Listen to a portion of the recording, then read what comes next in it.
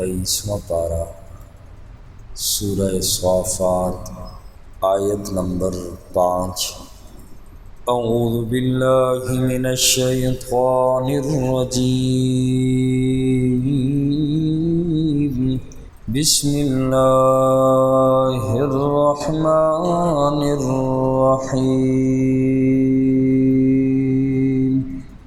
رب السماوات والارض، رب ہے آسمانوں کا اور زمینوں کا، وما بینہما، اور جو ان دونوں کے درمیان ہے، ورب المشارق، اور رب ہے مشرقوں کا۔ اِنَّا زَيَّنَّا السَّمَاءَ الدُّنْيَا، بے شک ہم نے زینت بخشی آسمانی دنیا کو، بِزِینَةٍ الْکَوَاکِبِ، ستاروں کی رونق سے۔ اس سے پہلی آیات پاک میں اللہ تبارک و تعالی نے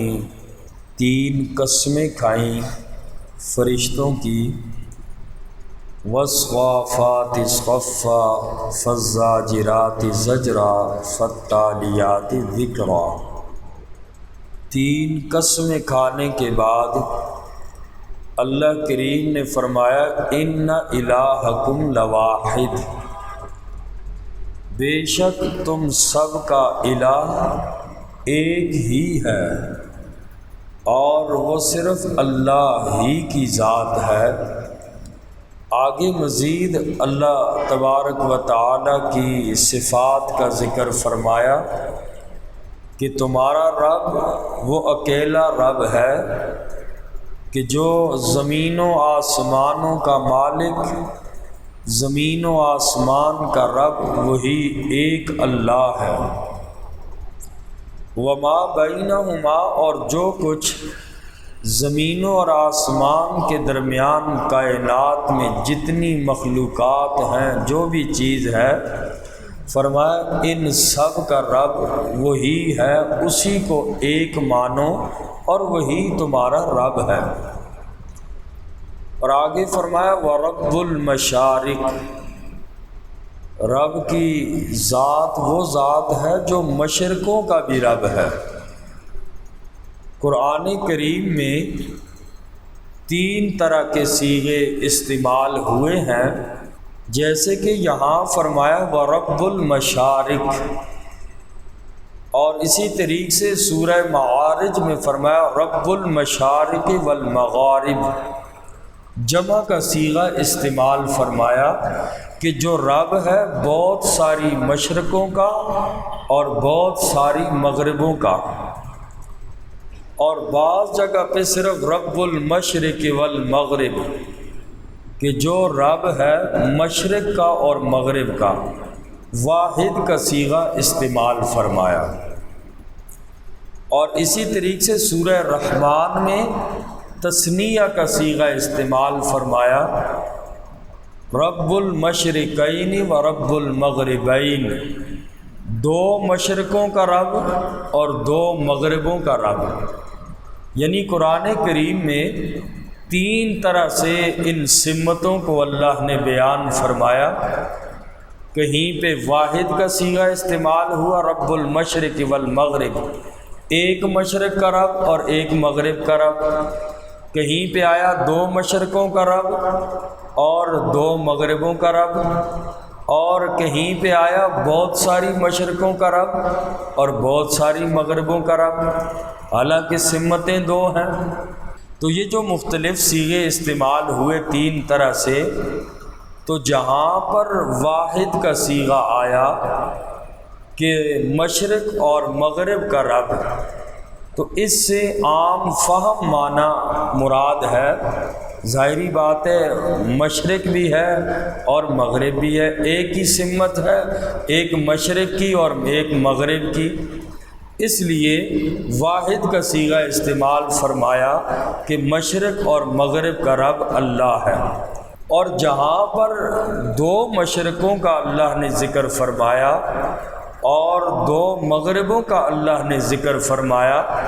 وہاں معنی یہ ہوگا کہ سردی اور گرمی ہر دو موسموں کے مشرق اور مغرب کا رب اللہ ہے۔ چونکہ سردی میں سورج اور جگہ سے طلوع ہوتا ہے، گرمیوں میں سورج دوسری جگہ سے طلوع ہوتا ہے، اس اعتبار سے مشرقین و رب المغربین، دو مشرقوں کا رب اور دو مغربوں کا رب، یعنی سورج جو سردی اور گرمی میں الگ جگہ سے طلوع ہوتا ہے، پھر اس سے مراد یہ ہوگا۔ ظاہر ہے کہ گرمی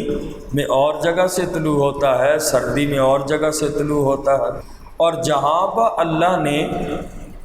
رب المشارق والمغارب فرمایا،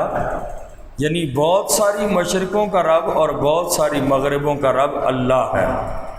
تو یہ جمع کا صیغہ استعمال فرمایا۔ پھر معنی اس کا یہ ہوگا کہ ہر دن سورج کا مشرق اور مغرب الگ الگ ہوتا ہے، چونکہ ہر روز کچھ نہ کچھ فرق تو ضرور پڑتا ہے، ایک ہی جگہ سے روزانہ سورج نہیں نکلتا، اگرچہ فاصلہ تھوڑا بہت ہی کیوں نہ ہو، تو اس لیے قرآن کریم میں مشارق اور مغارب کا لفظ استعمال فرمایا کہ بہت ساری مشرقیں، یہ پھر روزانہ کی سورج کے طلوع اور غروب ہونے کے حساب سے اگرچہ تھوڑا بہت ہی فرق پڑتا ہے، تو اس اعتبار سے پھر بہت ساری مشرقیں اور بہت ساری مغربیں بن جاتی ہیں۔ تو یہ تین طرح کے صیغوں سے قرآن میں رب المشارق والمغارب، رب المشرقین والمغربین اور رب المشرق والمغرب، یہ تینوں طرح کے صیغے استعمال ہوئے ہیں، تو ہر ایک کا معنی پھر اسی اعتبار سے ہوگا۔ فرمایا رب السماوات والارض وما بینہما، آسمانوں اور زمینوں کا رب ہے اور جو کچھ ان کے درمیان میں ہے، وَرَبُّ الْمَشَارِقِ، اور رب ہے مشرقوں کا، إِنَّا زَيَّنَّا السَّمَاءَ الدُّنْيَا، بے شک ہم نے زینت بخشی، بے شک ہم نے مزین کیا آسمان دنیا کو، بزینت الکواکب، ستاروں کی رونق سے، وحفظا من کل شیطان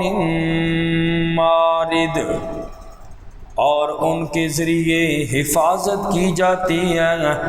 من کل شیطان مارد،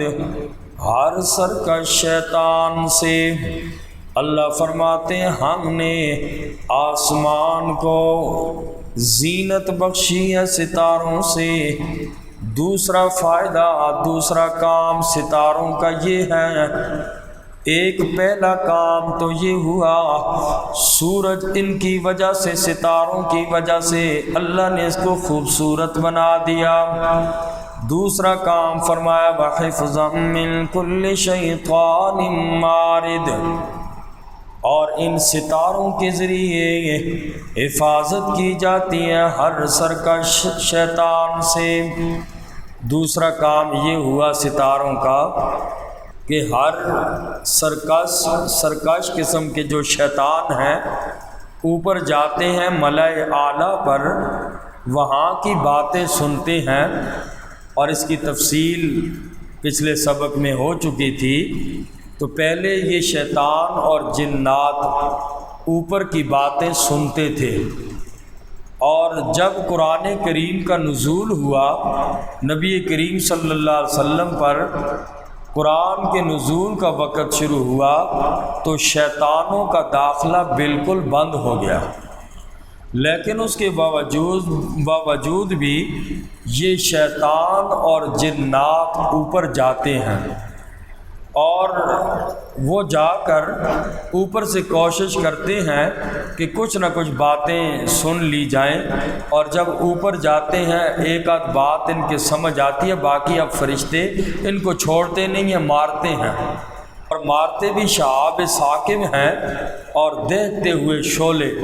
یہ جو آسمان سے بسا اوقات آپ دیکھتے ہیں کہ ستارے زمین کی طرف آتے ہیں اور بعض ستارے اوپر آسمان ہی میں بسم ہو جاتے ہیں، ختم ہو جاتے ہیں، تو یہ کچھ تو مصنوعی سیارے بھی ایسے ہیں، لیکن یہ جو جنات اور شیاطین اوپر جاتے ہیں تو یہ فرشتے ان کو مارتے ہیں، وہ شہاب ثاقب دہتے ہوئے شعلے انگارے ان کو مارے جاتے ہیں، اور یہ ستارے ان کو مارے جاتے ہیں، جس کی وجہ سے یہ شیطان جو ہیں وہ بھاگتے ہیں۔ اور اسی طریقے سے بہت پہلے بھی شہاب ثاقب اکثر تو ایسے ہوتے ہیں جو اوپر فضا ہی میں ختم ہو جاتے ہیں، اور بعض ایسے بھی ہیں جو زمین تک پہنچتے ہیں، ٹنوں کے حساب سے ان کا وزن ہوتا ہے، اور زمین میں بعض جگہ ایسے بھی ہیں مختلف ممالک میں کہ جہاں پر شہاب ثاقب گرتے ہیں تو بہت بڑا گڑھا جو ہے وہ بنا لیتے ہیں،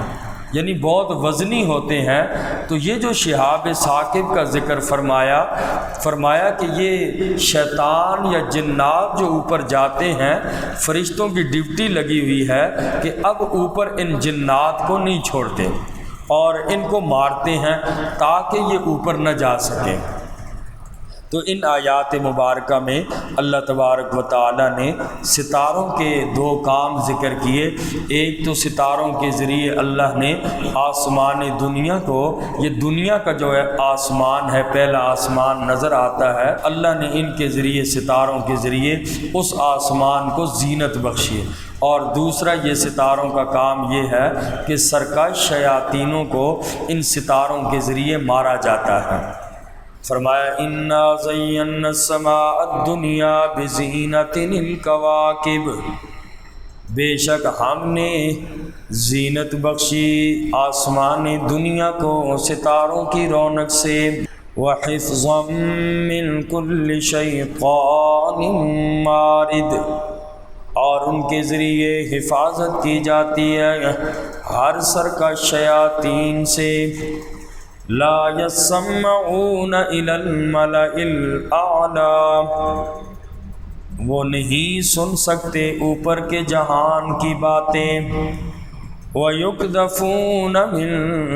كُلِّ جانب، اور وہ مارے جاتے ہیں ہر طرف سے۔ شیاطین کو فرشتے نہیں چھوڑتے، شہاب ثاقب سے مارتے ہیں، دحوراً بگانے کے لیے، وَلَهُمْ عَذَابٌ وَاصِبٌ، اور ان کے لیے دائمی عذاب ہے۔ إِلَّا مَنْ خَطِفَ الْخَطْفَةَ، سوائے اس کے جو کوئی اچک لے ایک آدھ بات۔ اور یہ جنات جو اوپر جاتے ہیں ایک آدھ بات ان کو سمجھ آ جاتی ہے، اور یہ آ کر کاہنوں کو، نجومیوں کو، جادوگروں کو بتاتے ہیں، اور جادوگر یا نجومی کاہن یہ آگے لوگوں کو بتا دیتے ہیں، اور کچھ اپنی طرف سے لگا کر ایک آدھ بات یہی سچی نکل آتی ہے۔ لوگ بس اسی بات پر یقین کر کے باقی اس کی ہزار باتوں کو نہ دیکھ کر اپنی جو ہے ایمان اور عقیدہ خراب کر بیٹھتے ہیں۔ تو فرمایا الا من خطف الخطفۃ، باقی تو ان کو چھوڑا نہیں جاتا شیطانوں کو، جنات کو، ہاں کچھ نہ کچھ بات اور نیچے آتے ہوئے ہی کچھ یہ اچک لیتے ہیں بات، ایک آدھ بات ان کے کانوں پڑ جاتی ہے۔ فَأَتْبَعَهُ، تو اس کا پیچھا کرتا ہے شہاب ثاقب، دیکھتا ہوا شعلہ، دیکھتا ہوا انگارہ، فرشتے جو ہیں ان کے پیچھے لگاتے ہیں جس سے یہ بھاگ جاتے ہیں۔ اللہ تعالیٰ